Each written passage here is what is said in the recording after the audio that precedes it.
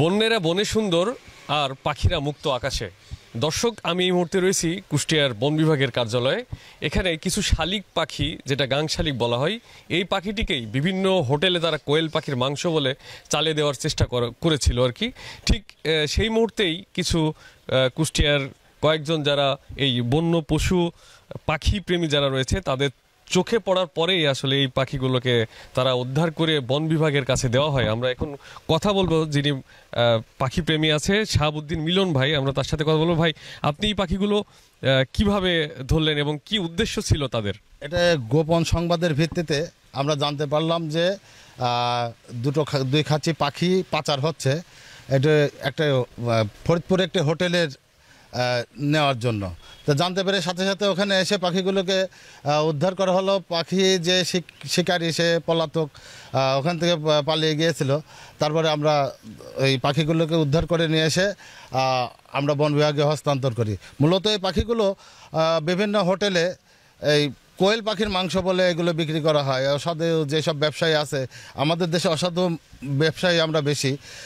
বিভিন্ন হোটেলে এই যে হাঁসের মাংস পাওয়া যায়, এগুলো ওই পরিযায়ী পাখি, এই হাঁস যেগুলো বেলে হাঁস, বিভিন্ন হাঁস আছে আমাদের, সেগুলোকে ধরে কিন্তু তারা দেশি হাঁস বলে, হাঁসের মাংস বলে বিক্রয় করে।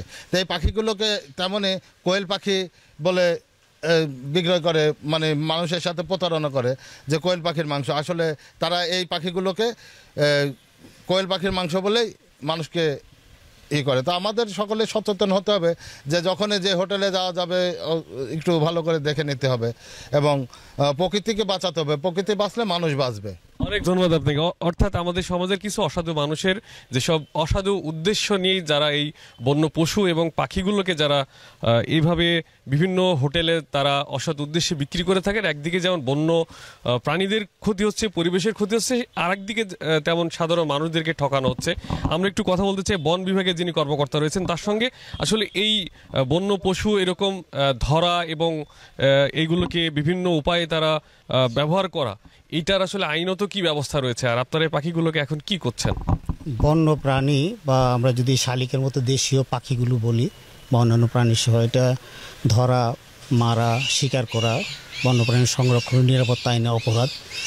কিন্তু আমাদের জনসচেতনতার অভাবে কেউ কেউ না বুঝে, আবার কেউ কেউ বুঝে ও অসচেতনতার কারণে এসব পাখিগুলো তারা ধরে